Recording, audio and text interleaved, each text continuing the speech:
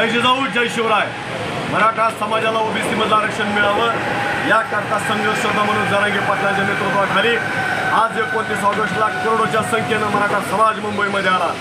संपूर्ण मुंबई जाम झाली आणि सरकारला नाकी दम आला।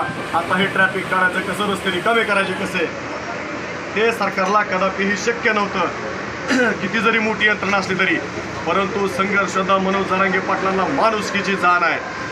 जरांगे पाटील जसे आझाद मैदानावरती आले तसा मराठा समाजाला आदेश दिला की जे काय रस्त्यावरती तुमचं ट्रॅफिक आहे, जे काय रस्त्यावरती वाहनं आहे ती 2 तासाच्या आत मुंबई रिकामी करा।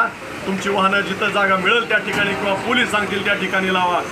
संपूर्ण महाराष्ट्रातल्या मराठ्यांनी 2 तासाच्या आत मुंबईचे रस्ते रिकामे केले आणि मुंबईकरांना त्रास कुठलीही द्यायचा नाही ही भूमिका मराठ्यांनी आज घेतलेली आहे। आता आम्ही लोकलमधनं आमच्या गाड्या लावल्या त्या वाशीच्या पलीकडं आणि तिथून आम्ही लोकलला चाललो आहे आझाद मैदानाकडं। आम्हाला या लोकलचा मराठ्यांना अनुभव नाही, कुठल्या लोकलनं कुठं जात आहेत ते काहीच माहीत नाही। विचारत आम्ही निघालो आहे, अशी आमची परिस्थिती आहे। परंतु आमची भूमिका ही आहे की मराठा समाजाला आरक्षण मिळलं पाहिजे आणि मुंबईकरांना कुठलाही त्रास नाही झाला पाहिजे। आम्हाला कितीही त्रास होऊ द्या चालतंय, परंतु आमची इतरांना कुठलीही त्रास द्यायची भूमिका नाही।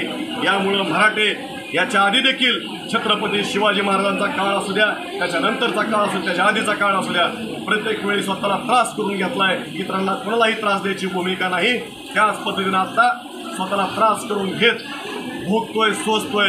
सरकारला आमची हात जोडून विनंती आहे, मराठ्यांच्या संयमाचा अंत बघू नका, आमचा हक्काचं आरक्षण द्या आणि आम्हाला न्याय द्या।